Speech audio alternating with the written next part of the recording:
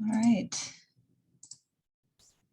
I am really hoping and praying that today's internet holds up and we're able to have a full presentation. I know last time it got cut out quite a bit.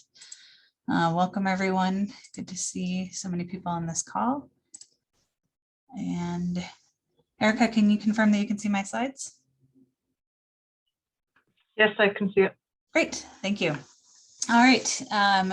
Well, happy February. Today's February 1st, 2022. I'm Dr. Libby Cope, the health officer for the Makah tribe.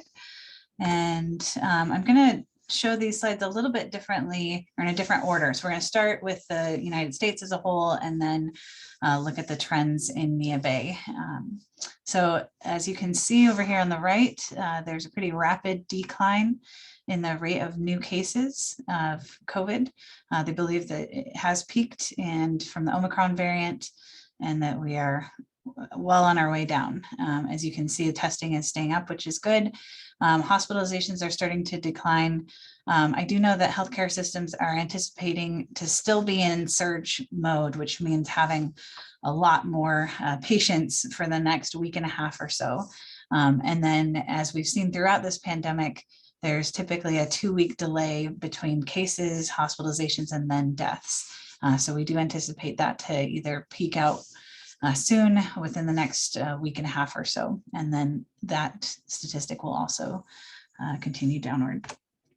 And you can see here that what I just described. So cases are decreasing, tests are relatively stable, hospitalizations are just starting to decrease, and then deaths right now are on the way up. They have not peaked yet. So Clallam County, this is just directly from their website. You can see kind of the same thing. They're still holding up, but they're peaking out right here in terms of the rate of cases per 100,000. So this was up at 3,000. It's now down. Anything over 75 is considered high risk. So certainly this is all still high transmission of COVID, but it is trending down. I did want to call attention up to this statistic here. So I do know, and I've confirmed with Dr. Berry, that 94 out of these 95 deaths were in individuals who are unvaccinated. So that's 98.9%. There was one individual who passed away who had been fully vaccinated, but they were eligible for the booster and had not gotten the booster. And my understanding is they had several comorbidities, unfortunately, which may have made the immune response to the vaccine less effective. So here's where we're at. Uh-oh, looks like I might have cut off this slide. Oh, no, just kidding. Here's where we're at for January. Yeah, my apologies. I think I accidentally got the wrong. This one's from January 10th.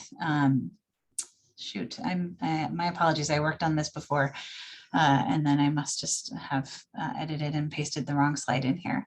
But I can make up for it. So this number right here where it says 57 should be at 150 or 110, sorry.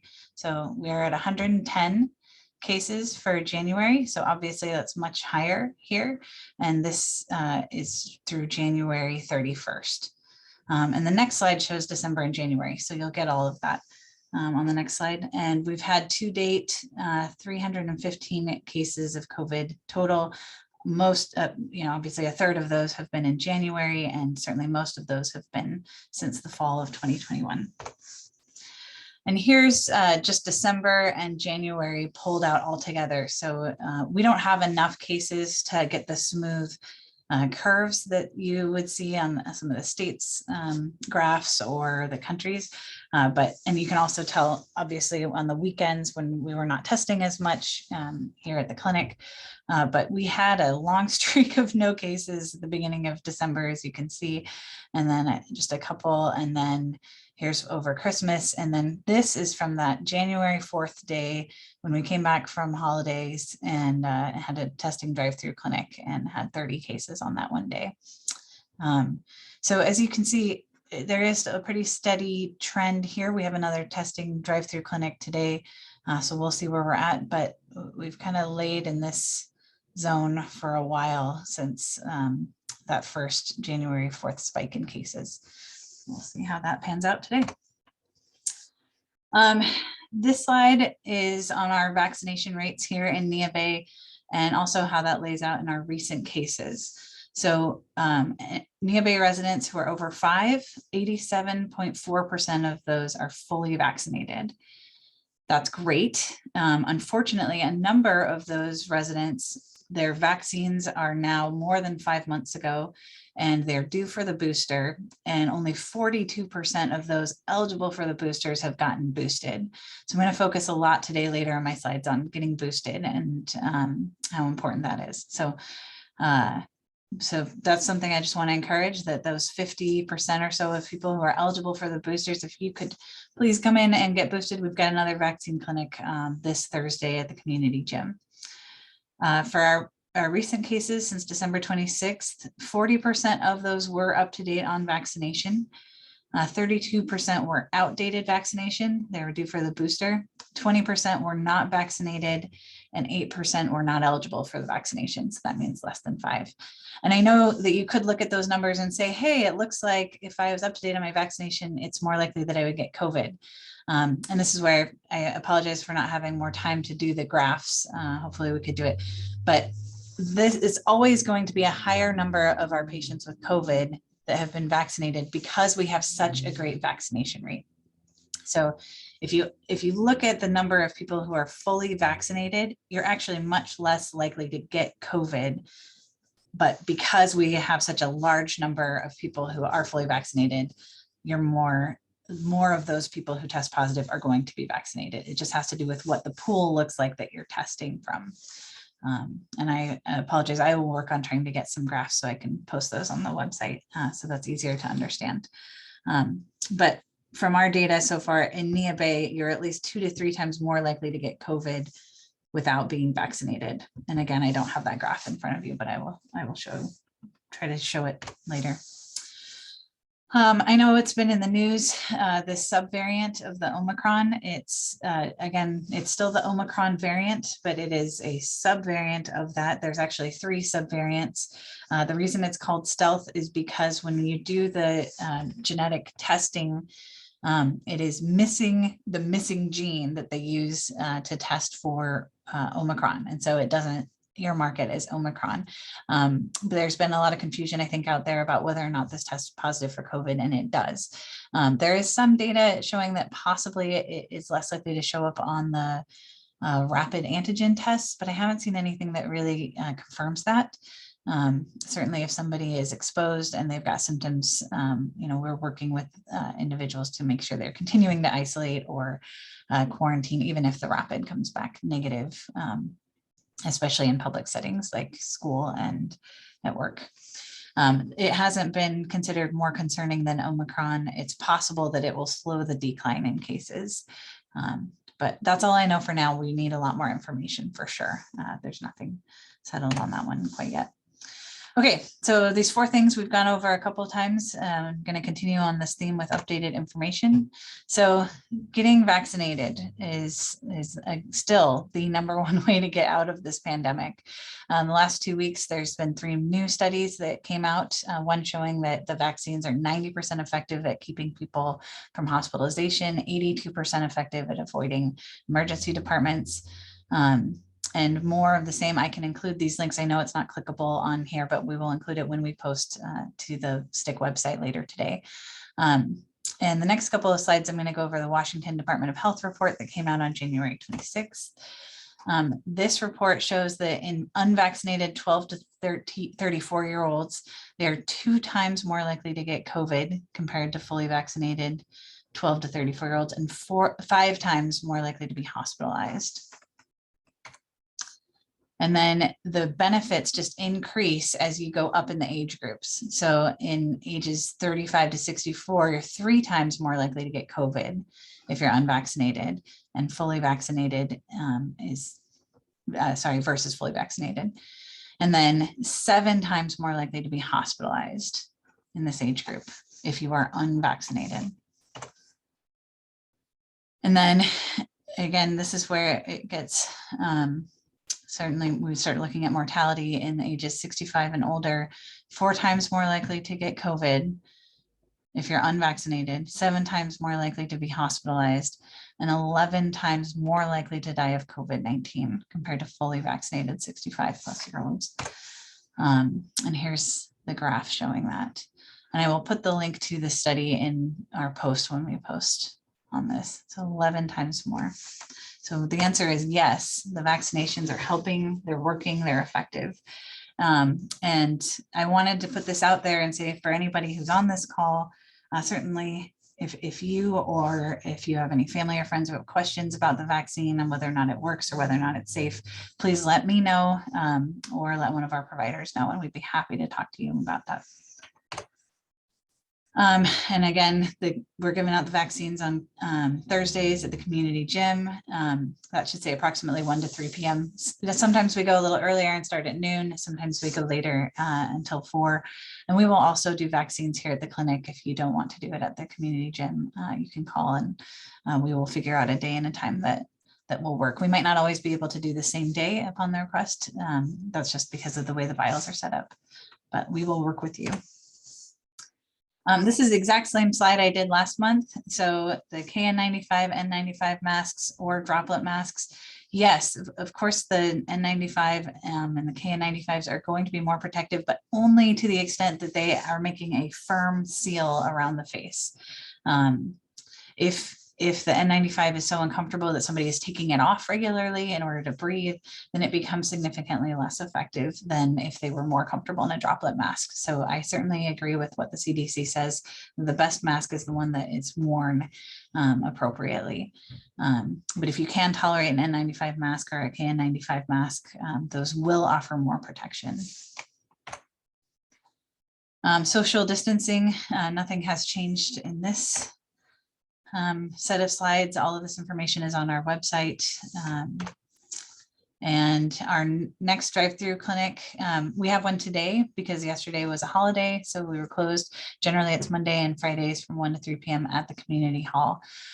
We have gotten supplies for testing, so we are able to test a little bit more freely, but we still do need to prioritize testing for certain individuals.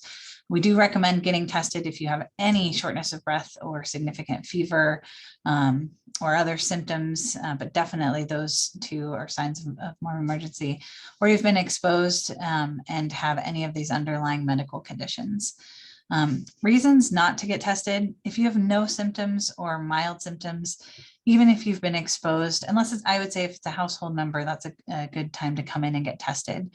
And then just for screening purposes, you can definitely use those home test kits for those reasons. If you've been exposed, even if you have no symptoms, we now have access to 2 sources of getting home test kits, both through Washington State and the federal government. And I know those links have been sent out and posted on social media as well. All right. And then lastly,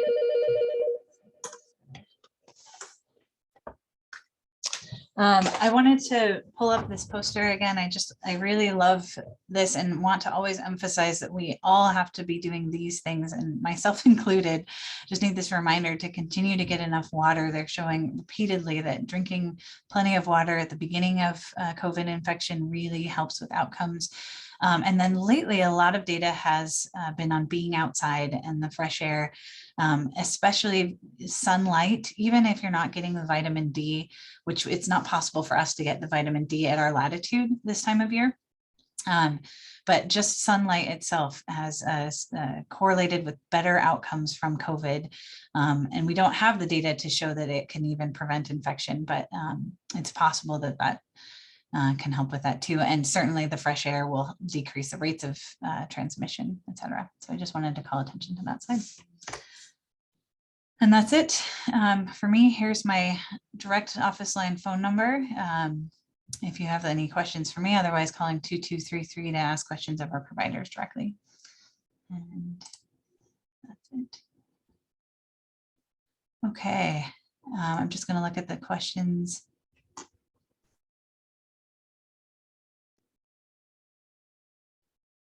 Okay, so Tinker asked, I understand that within one household, there may be some that are on quarantine and others that are not. Could that be a reason for higher COVID numbers in Nia Bay? I don't think that is a reason for there being higher COVID numbers. We're still seeing transmission. Most likely it's known, or most often it's known where somebody got it. And they're still supposed to be wearing a mask around others. So I can't quite answer that. We can certainly look into it for sure. But the reason that someone would not be in quarantine is because their vaccination is up to date. And that is changing quite a bit in terms of household members. Does my number say? That's a good. Thank you, Maureen. Yes, my number is 360, not 560. Thank you. And let me get Tinker's last question. Could you post the links to get the home test kits, please? I will certainly post them on our website and we can share that on social media. I'm not sure if I can pull it up fast enough to do it real time. Oh, yes. Thank you, Erica. So that's the link for the federal website. And then there's also the Washington State. Erica, I don't know if you can say yes to test, I think is the Washington website. And then George, I'd be happy to talk to you directly about what you need for the church. There's no, I would say, you know, certainly if members of the congregation are fully vaccinated and wearing excellent masks, that would make things much safer. And then just doing the self-assessment before they come. But I'd be happy to talk to you about it. I would say based on the data, it's still, there's a risk of transmission. It's still high risk out there. But I could talk to you about ways to make it safe. Oh, okay, great. And thank you, Erica. So the covidtest.gov. I think there's one more. Yeah, I think there's multiple links, but I will try to get those sent out with these slides. Yes, that one. Great. So the links to the at-home test kits are in the chat. Are there any other questions?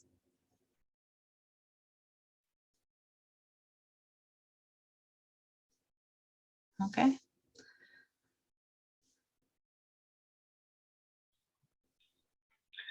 Since there's no other questions, I just wanted to let you know that there's no report from Chief Bruner and no report from Patty Manuel. Just want to remind everybody to remain diligent in wearing your masks out in public and even in your own homes if you have guests. And that will be it for today's meeting. Thank you, guys. Thank you to STIC staff and EOC and council for keeping everybody safe as possible. Hope you all have a good day.